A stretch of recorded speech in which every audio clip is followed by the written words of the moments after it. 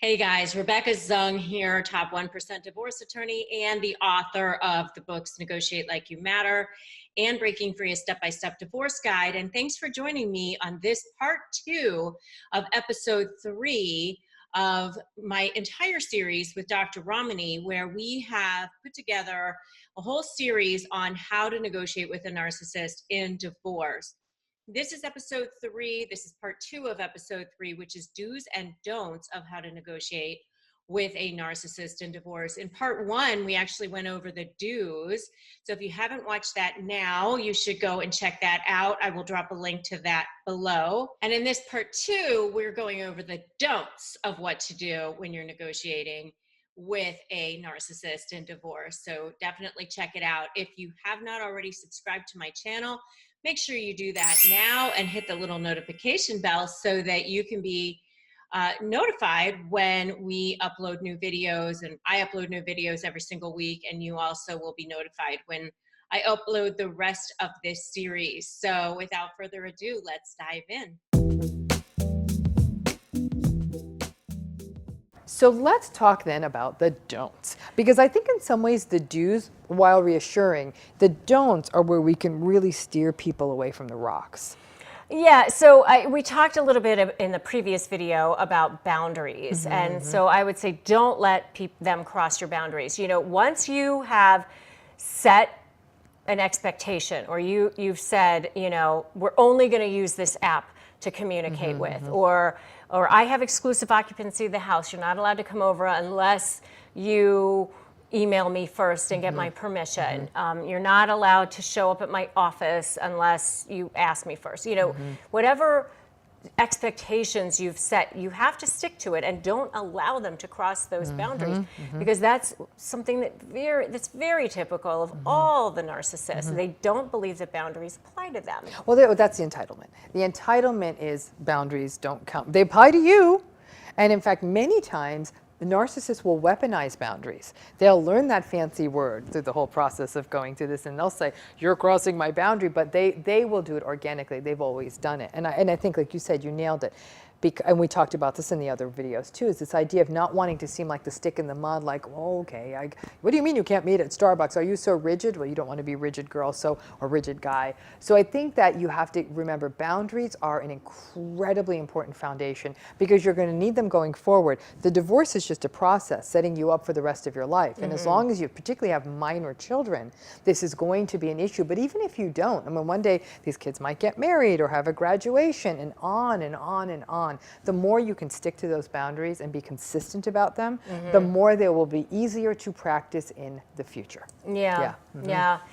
So another don't is to get emotional or feel victimized or take things personally. I mean, it's all kind of the same boat there, just feeling, hurt when they lie about you, or when they engage in their smear campaign, which is something they're probably going to do. Don't engage with that. We talked about that, but it's a really big don't, and it's really, really important that you try to look at it from a factual point of view, almost as if you're watching a movie of your life. Oh, I just see that he just said that to her, and then you're just going to say, okay, I see. Dr. Bill Eddy, who I've interviewed on my show, and so for my listeners, you can go back and watch the interviews that I have with him in the video form or on my podcast. He talks about the BIF method, which is brief, informative, friendly, and firm. But it's basically the whole premise of what he's saying is don't engage. Don't be pulled into the mud. Because as soon as you go off the handle, as soon as you're crying, screaming, yelling, fighting back, now you're in the mud with them. Now they know they have you. And I think that this, and listen, we're all saying this same thing. Bill Eddy, Dr. Ramani, everybody is saying the same thing, okay? So it's that don't engage becomes this absolutely, critical pivot on this. I'm going to put my little bit of shrink wrap on this, which is, you are feeling, okay? You are feeling. So no one can tell you don't, to stop feeling. You will feel. It's how you communicate that feeling in a moment. So in many ways, what we're suggesting is actually quite superhuman. It's putting this strong tsunami of emotion behind a dam. And that it doesn't mean you'll never show it. You've got to find those places to show it. If you're in therapy of some kind, if you have trusted friends. Some people find other ways to sublimate it through creative approaches, through writing, through exercise, through spirituality. There's places that they take it. I even in my retreats come up with sort of ritualized exercises we do to help people let go of some of this, because some of it you have to express it or you will get sick. But it is this sense of one place you can actually get a lot of I don't know how to, self-possession in all of this. A relationship with a narcissist feels like you're constantly on a chaotic roller coaster that's about to go off the tracks all the time. And so you're always living in this fear, exhilaration, confusion kind of a situation. But what becomes interesting is if you can learn to be that serene self, and I often say you've got to channel this serenity. You're going to be calm, you're going to be tight, you're going to keep your answers brief. Once you practice that even just 1 or 2 times, you're going to recognize the power of it. And there's a power you feel in that moment. You may literally have to keep tears behind. You may go to the restroom and wipe them off. Anytime you do know you're going to be doing this kind of work, meeting with mediators, going to court, sitting in lawyers' offices, and having to encounter that narcissist again, keep your makeup kit and tissues and all that, because you may cry it all off in the bathroom. Put it all back on. Give yourself that out, but do not let them see the crack, because they will always exploit those beautiful vulnerabilities you have. But unfortunately, your vulnerabilities in their hands become weapons. 100%. And the more you do that, the more you slap that makeup back on and go back in there, the more powerful you feel, and the more confident you feel. That fake it till you make it really is true, actually. So my last don't is really just don't give in and don't give up, because they will try everything they can to get you to do that. I mean, so just be patient and persevere, keep going, because it will be worth it in the end. And I'm going to give you one last don't from my side, which is at the absolute central core of the thesis of my book, Should I Stay or Should I Go, is don't maintain false hope. Your relationship got this far because you came at it from a place of hope and fear. Hope that it might get better, they might change after this deadline, after the baby gets older, after this. It never happened. Okay, so don't maintain that false hope. The other thing that kept you in place was fear. I don't want to be alone forever. What will other people think? I vowed to myself I wouldn't get divorced. I'm not going to be able to afford to live, and on and on and on.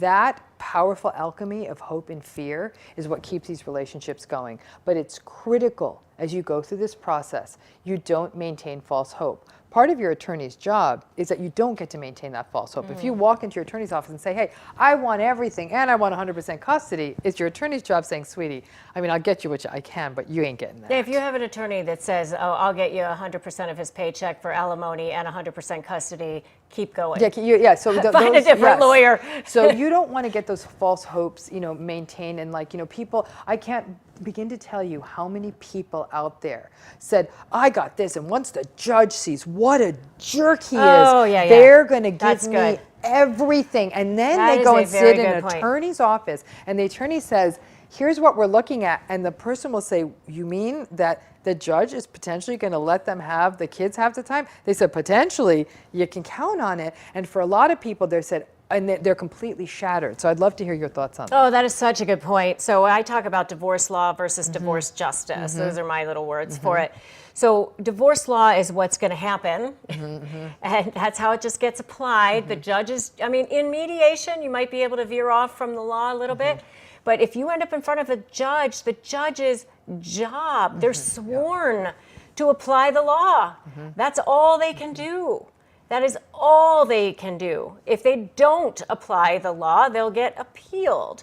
They won't get reelected. All kinds of bad things start to happen to them. Judges get graded on how many times they get appealed. So, they're not going to do anything other than apply the law.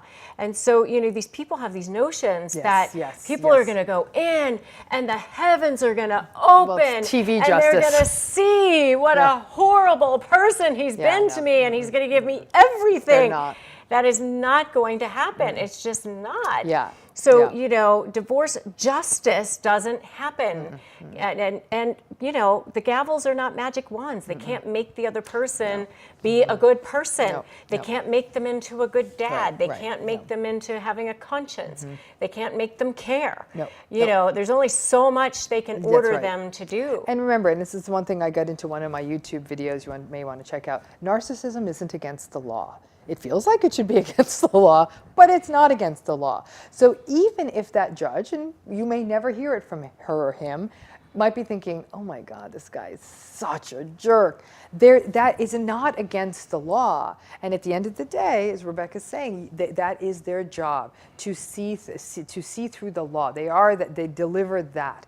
And listen, I've heard people hear things as harsh from judges as saying, you chose this person. It's not the job of this court to correct your bad decision making. And it's devastating for people to hear. It's devastating. It really is. You know, sadly, yes, there may be a grain of truth to it. However, you know, and this is in my big fantasy Dr. Ramani world, is all of what we're talking about. I wish people could see this before they even really start dating and getting married. So you know, I mean, true. that to me, my mission is to teach people to be better gatekeepers. So you don't sit in a courtroom one day and you know you think about the 10,000 red flags you ignored That you to get you to turned that pink day, or whatever. and then when the judge finally says to you, like, you made this choice, yeah, you know, I know that, and it is not the job of the court to fix that mess. It really isn't. No. Hopefully they could get it righter than they do, because they often don't get it right, frankly. And then in the next issue being that it isn't against the law. And I think it's heartbreaking. I wish it was, and if I ran the world it would be, but I don't. Yeah. So and it's not against being, you know, you can have narcissistic parents too, and it doesn't, it's not grounds for taking custody from them. It's really so not. unfortunately, yeah, it's a tough one. So don't give in and don't give up, and don't have false hope. Yep. Thanks so much for joining us today on the third part of this series on how to negotiate with a narcissist. It's been my thrill, my honor, and so much fun, and it really, for me, to be with Dr. Ramani and learn so much from her and share ideas, and for us to share our expertise with you, because we know what you're going through. We know you're going through hell, and it's hell to stay and it's hell to leave. So, you know, what we're doing with these videos is giving you some lifeline, some way of supporting you, and we hope that we've been able to do that for you today. Make sure that if you've gotten value from this, you hit the little subscribe button, you hit the notification bell. We're going to be back with more with my conversation with Dr. Ramani in the next episode. So thanks so much for joining us today. Thanks for joining me on this part 2 of episode 3 in our entire series on how to negotiate with a narcissist in divorce. If you are getting ready to negotiate with a narcissist, you will definitely want to grab my Crush My Negotiation Prep Worksheet. It is totally free. It is chock full of information, and I will drop a link to that below. If you feel like you need additional support and you want to connect with other people who are dealing with a narcissist in any type of a relationship, I have a free Facebook group. You're going to want to join that as well. It's called Narcissist Negotiators with Rebecca Zung, and just hit join and answer those couple of questions. We just want to make sure that the people in the group really are dealing with narcissists, because we're here to give each other support with that. And if you like this video, hit the like, hit the share, drop me a comment, and let me know what you liked about it and what else you'd like to see from us as far as content. And if you haven't subscribed, make sure you do that now. Hit the little notification bell. I'm Rebecca Zung. I'm so glad that you were here and you watched this video, and I will see you in the next one. In the meantime, today is a great day to start negotiating your best life.